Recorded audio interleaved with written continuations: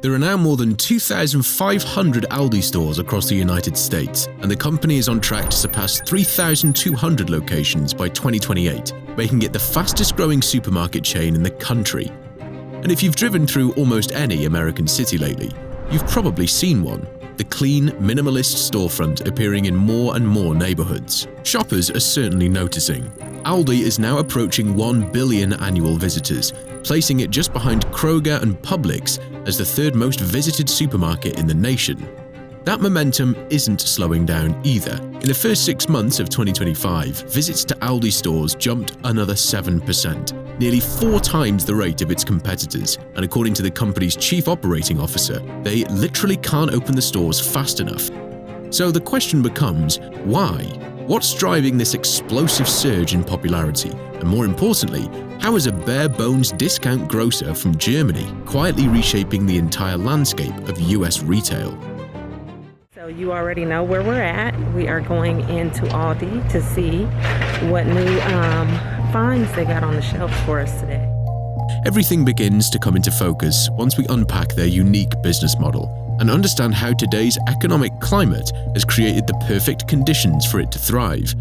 So breaking news just moments ago, new inflation data just out, giving us another snapshot of how prices are trending, what direction they're headed for Americans. Consumer prices rose at an annual rate of 2.7% in June. That's actually up from 2.4% in May. One of the biggest forces behind their recent growth spurt has been inflation. Between 2019 and 2024, food prices in America jumped nearly 24%, giving low-cost retailers a significant advantage. And even though the post-pandemic inflation wave has eased, many Americans are now bracing for a new round of price increases driven by their president's escalating trade war. Now, it adds to concerns that President Trump's tariff policies will push up prices. Moving up. How much did you pay for the coffee? $3.50. Tic Tacs are going up as well. Some of the Tic Tacs are from Ecuador, some are from China. Are you worried? I am worried, but Trump is kind of strong. In this environment, the model fits almost perfectly. Roughly 90% of everything it sells comes from its own private label brands, consistently undercutting the big names sitting on competitors' shelves. For shoppers watching every dollar, that difference is impossible to ignore.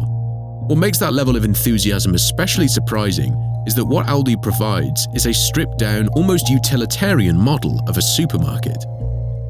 You walk in, and the moment you step foot in our store, you can see all 4 walls. Grocery analysts note that the pared-down small store format is gaining traction. Traditional supermarkets can feel overwhelming, often requiring shoppers searching for just a handful of items to navigate tens of thousands of products. By contrast, the Aldi model streamlines the experience by reducing both store size and assortment. The layout at Aldi is as much designed for our operational efficiency as anything. And so being very specific about the amount of footsteps it takes to service our store and a very limited store size allows us to operate a very efficient operation. And that creates a lot of value. Instead of encountering a wall of olive oils, sometimes 100 varieties or more, shoppers might find only a few clearly defined options, including an organic choice and an imported one. To Aldi, because you need to get this in your life. This is single origin, single source olive oil from Italy. For many consumers, that simplicity makes the trip far more manageable and appealing. What has long been proven strategy in Europe is now reshaping how Americans buy their groceries. In a recent report, the company reported that a typical US family of 4 could save around a third on their yearly grocery spending by choosing its private label products over the branded equivalent. And as inflation pressures linger and uncertainty grows, the appeal of that savings becomes even harder for consumers to walk away from.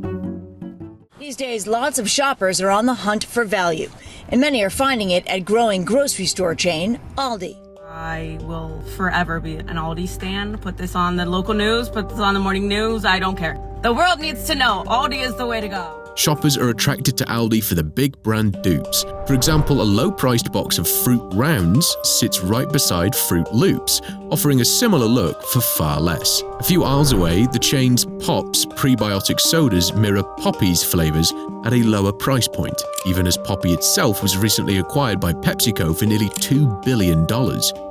Snack lovers will also recognize the inspirations. Clancy's nacho cheese tortilla chips come in a familiar red bag with a triangular logo reminiscent of Doritos, and Lovin's Hawaiian sweet rolls echo the soft, fluffy feel of King's Hawaiian. The imitation game extends well beyond groceries. In beauty, Lacura Pro Night Serum mimics Estee Lauder's premium version, coming in under $5 instead of $65. In footwear, the chain sells clogs that channel Birkenstock's signature style for just $8, more than $150 cheaper than the original. And in the kitchen aisle, a Crofton cast iron Dutch oven delivers the look and heft of Le Croiset's iconic pot, but at $30 instead of $420. You get the idea. But Aldi's success is only part of a far bigger story, because the entire US grocery market is tilting in the same direction. Consumers have looked to save money as much as possible. Retailers have reacted to this by promoting their private label ranges, and consumers have been able to trade down to private label products across a range of product areas. Store brands are taking a growing share of the American grocery basket, with shoppers increasingly choosing private label products over the big brand names. Started as a value proposition, so it was a value that was greater than. And then it evolved to something that was value greater than, but also quality that was equal or better than. The shift is clear in numbers. Own label grocery sales rose just over 4% in the last year, while national brands saw growth of only about 1%. About a quarter of Walmart's US $462 billion in annual net sales now comes from private brands. Over at Costco, the Kirkland signature brand is 30 years old and recently hit $86 billion in annual sales. Across Western Europe, store brand goods account for nearly 40% of all grocery sales. In the US, they make up less than half that share, leaving what analysts estimate to be a market opportunity worth more than $100 billion. As private label products gain momentum across the entire grocery sector, the question becomes which retailers are best positioned to capitalize on that shift, and this is where Aldi's model stands apart.